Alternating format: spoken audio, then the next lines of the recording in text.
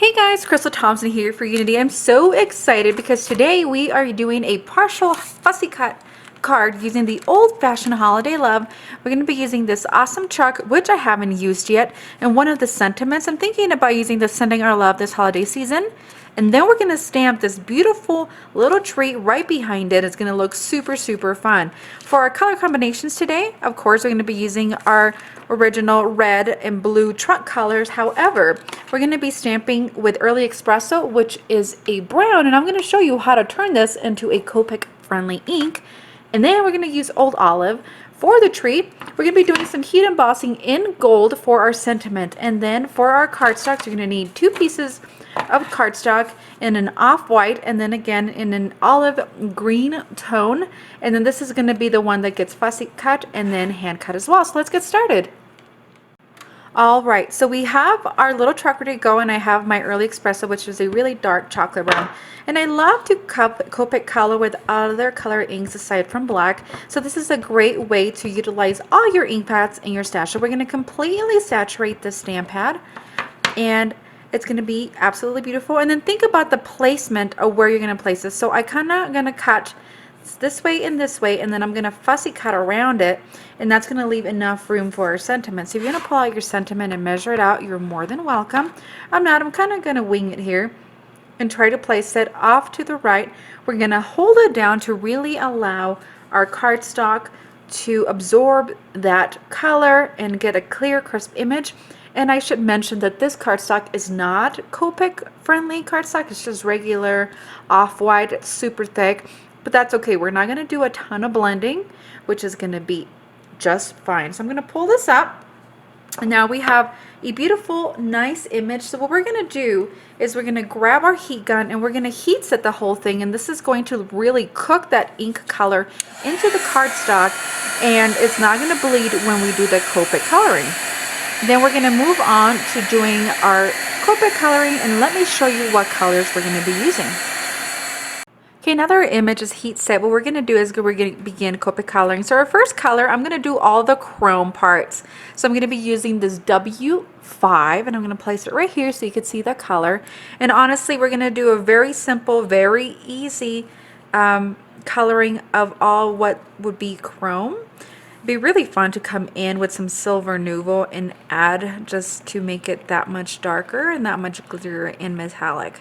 So for this purpose, I'm just going to do a very fast of the chrome pieces, such as the mirror, the inner part of this mirror, and the rims, of course. Next, I'm going to grab my reds. So for my reds, I have R27, R46, and R14. And I'm going to begin with the shadowing of our darkest color, which is R46, and we're going to add the shadow. So we're going to follow along over the lines. And if you have some difficulty trying to figure out, well, how do these colors go? Where should I follow the lines? Just Google the image that you are searching, and you'll see lots of coloring examples. And it's not going to be specific to the exact stamp that you're coloring, but you're going to get some really great ideas from other artists on how they used their coloring, and even if it's just a a digital color. So we're going to move on to R27, and I'm checking that I have the right colors, and we're just going to follow along on the same lines that we just colored. And again, we're not going to do a ton of blending because this is not Copic cardstock, which is just fine. Just allows you to use other stuff in your stash. And when you're not using Copic cardstock, all that means is it's not going to blend so much. It's going to just kind of absorb all that color. And again, it's just another way to use your coloring. And I felt that, Christmas can be so vintagey, and by using this vintagey color of cardstock, it would really allow it to look really fun. All right, I'm going to move on to my R14, and we're going to follow along all the way down. And again, it's not going to blend, it's just kind of going to sit right over it, and then it's going to absorb the color, which is just fine for our purposes here. All right, so our coloring is all done, and as I said, we didn't do any blending. We just kind of layered the colors on top, and it looks really cool, very vintagey, with not a lot of effort. So now we're going to bring in the tree, and we're going to stamp it with olive green. So first, I'm going to create a mask because it doesn't quite fit right there, but I still want to put that pretty little tree. So I have my little post-it note. I'm going to stamp the tree onto the post-it note. I'm going to grab my scissors, and I'm going to fussy cut. And Unity does have some of the cut files. So if you have a Cricut or whatever cutting machine that you're using, you can download the cut file and then have it cut perfectly to the size of the stamp, and then you don't have to do any fussy cutting, which makes it really, really cool and makes it fast, especially if you're mass producing cards. So I didn't do absolutely perfect on my masking, and the reason why is that it's just going to be very temporary. So I'm going to place this right here, and I'm going to grab my tree,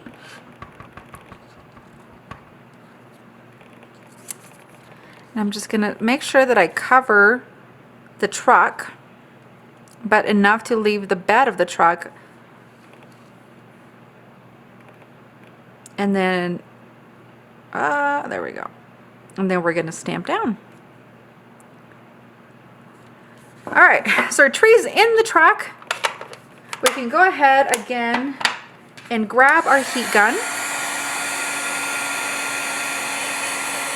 Just really cook that ink so it doesn't run when we bring in our Copic colors.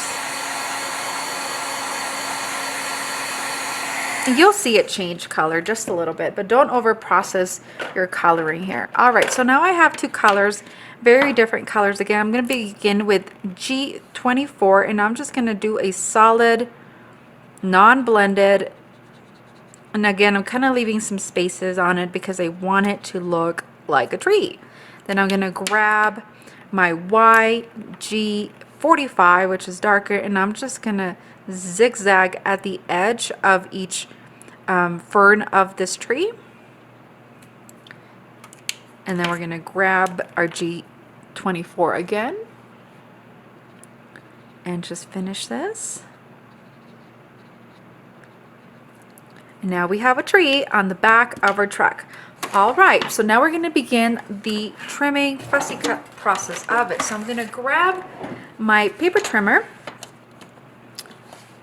And this is for the really fun part. So I'm going to really think about where I'm going to bring in this edge. So I'm going to edge it right here, right at about a quarter of the truck. And so now we have our blade right here. Now we're going to come into the other side. And again to about half of the bottom part of the truck. And then the blade's right here. So it gives you an idea of how far you need to cut. All right.